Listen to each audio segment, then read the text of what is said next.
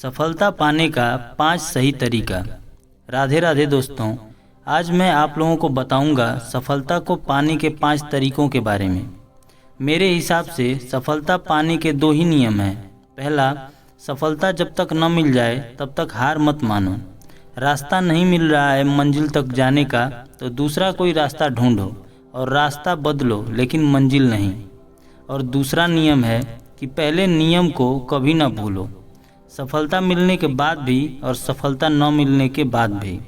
आपको यदि सफलता मिली तो इतिहास लिख दोगे, यदि सफलता न मिली तो फेल होने का अनुभव तो घर लेकर आओगे। उस अनुभव के बेस पर आप किसी और को सफलता दिलाने में काम आओगे। जैसे कहीं जाने के लिए हमें एक शहर या गांव को चुनना पड़ता है, रास्ता हमें खुद ब खुद अपनी मंजिल तक पहुंचा देता है।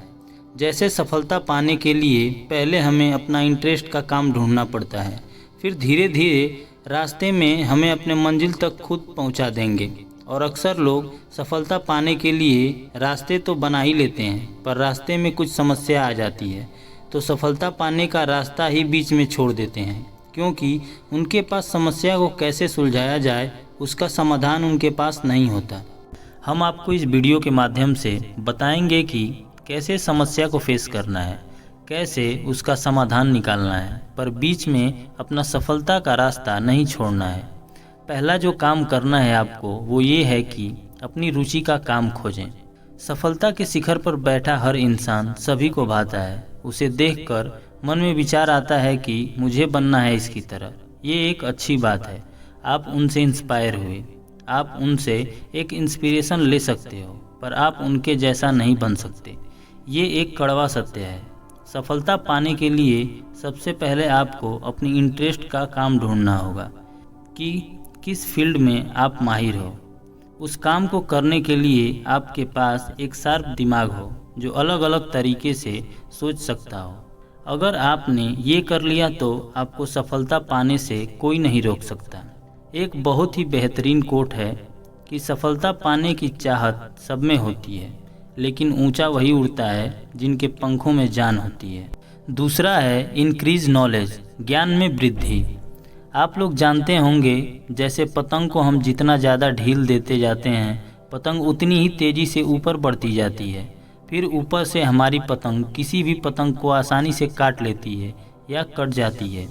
उसी तरह सही ज्ञान न होने की वजह से हम अपने पसंदीदा काम, अपनी स्किल को बढ़ाने के लिए हमें अपने ज्ञान के धागों की तरह लपेटकर अपने दिमाग में स्टोर करके रखना होगा, ताकि हमें अपने काम में किसी भी तरह की कैसी भी परेशानी क्यों न आ जाए, हम उस परेशानी का समाधान बड़ी आसानी से निकाल पाएँ। और किसी ने बहुत अच्छी बात कही है, तीर से निकला हुआ बाण और ज्ञान से निकला हुआ समाधान कभी खाली नहीं जाता। और तीसरा है वर्क विथ कंसंट्रेशन, एकाग्रता से काम करें। पानी की तरह लगातार बहना होगा, चाहे राह में कितनी ही मुश्किलें क्यों ना आ जाएं। उनसे टकराते हुए आपको लगातार आगे बढ़ते रहना होगा, क्योंकि ये दुनिया का नियम है। आप जब भी किसी से सुझाव मांगने जाओगे वहाँ आपको निराशा ही हाथ लगेगी। बहुत कम लोग होंगे जो आपके काम को समझेंगे और आपको आगे बढ़ने के लिए प्रेरित करेंगे, लेकिन 95% केस में लोग आपको आगे बढ़ने ही नहीं देंगे, आपको डीमोटिवेट करेंगे। पर आपको खुद पर, खुद के काम पर सबसे ज़्यादा भरोसा करना पड़ेगा। और सफलता की राह में चलते चलते संघर्षों का पहाड़ चढ़ना पड़ता है। कभी मुसीबत आ जाए तो बैठकर सोचकर आगे बढ़ना पड़ता है। और कमज़ोर होते हैं वे लोग जो संघर्षों का पहाड़ आधा चढ़कर वापस पीछे की ओर चले आते हैं। और ठहरे हुए पानी को देखकर कभी ये मत सोचना कि ये कभी बह नहीं सकते। जब उसका वक्त आता है तो उफान की तरह लगातार आगे ही बढ़ता चला जाता है। चौथा है अवॉइड लेजीनेस, आलस से बचें। आलस ये एक पॉइजन यानी जहर की तरह काम करता है। अगर ये इंसान के दिमाग पर चढ़ जाता है तो इंसान अपना सारा काम भूल जाता है और अपने बनाए गोल से भटक जाता है। अगर मैं इसको एग्जाम्पल देकर समझाऊं तो अंग्रेज़ों ने हम भारतीय लोगों को चाय की आदत लगा दी।